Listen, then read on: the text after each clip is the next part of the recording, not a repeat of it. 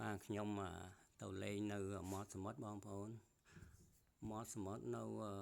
រដ្ឋកាលីហ្វ័រញ៉ាសហរដ្ឋអាមេរិក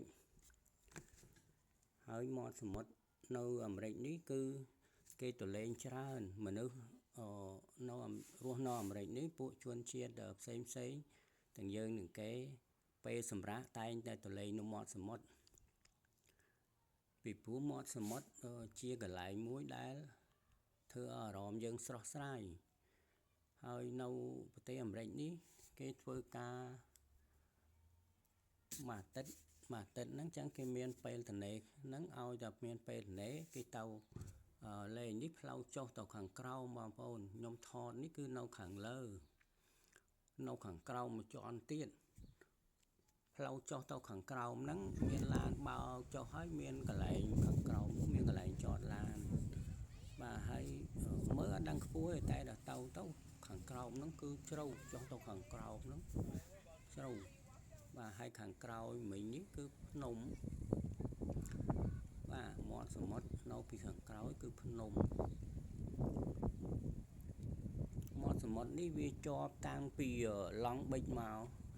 វារហូតមកដល់កន្លែងហ្នឹងកន្លែងលំនេះហ្នឹងគេហៅថាតំបន់ដូចខ្មែរយើងគេហៅថាសង្កាត់មួយអញ្ចឹងសង្កាត់មួយផ្សេងគ្នាអញ្ចឹងហើយគេតែងតែធ្វើកន្លែងមាត់សមុទ្រហ្នឹងសម្រាប់យើងដើរលេងសម្រាប់អីហ្នឹងគឺហូរហែរហូតកលីមួយជាហៀងហ្នឹងគឺប៉ត់ទៅដោយសមុទ្រឬគេមកលេងច្រើននេះគេចុះទៅក្រោមបាទតែទៀតខ្ញុំនឹងថតទៅខាងក្រោមឲ្យបងប្អូនមើល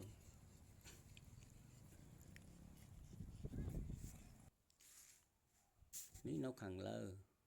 ខាងក្រោមនោះមានកន្លែងចតឡានតែ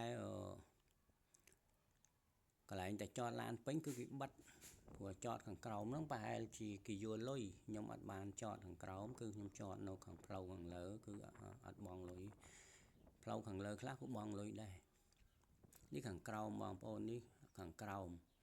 គេពឹងធ្វើអីបន្ថែមបាទហើយខាងក្រោយនោះគឺភ្នំហ្នឹងគឺផ្ទះប្រជាពលរដ្ឋច្រើនណាបាទផ្ទះសិនអ្នកមានគឺផ្ទះថ្លៃនៅអាមេរិកនេះគឺផ្ទះតំបន់ជាប់មាត់សមុទ្រគឺថ្លៃហ្មងហើយនឹងផ្ទះនៅលើភ្នំខុសពីស្រុកខ្មែរយើង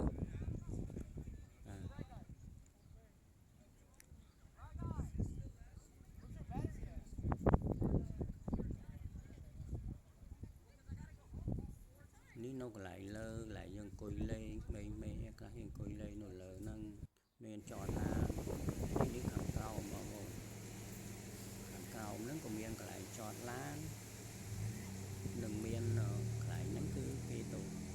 មុជទឹកលេងហែលទឹកលេងអីនៅខាងក្រោមនេះបាទមាត់សមុទ្រនៅនេះខ្លះគេទៅលេងខ្លះគេទៅមុជទឹកខ្លះគេទៅដើរហាត់ប្រាណនៅមាត់សមុទ្រហ្នឹងខ្លះគេដើរហាត់ប្រាណយ៉ាងទៅខ្លះគេដេកសំដិលថ្ងៃបាទពួកគេចាំងគេច្រើនដេកសំដិលថ្ងៃគេយកគេហៅថាវីតាមីន D គេនៅខ្យល់អាកាសឬកម្ដៅដើម្បីឲ្យ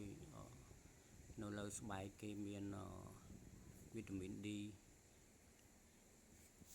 នេះនៅខាងក្រៅបងប្អូន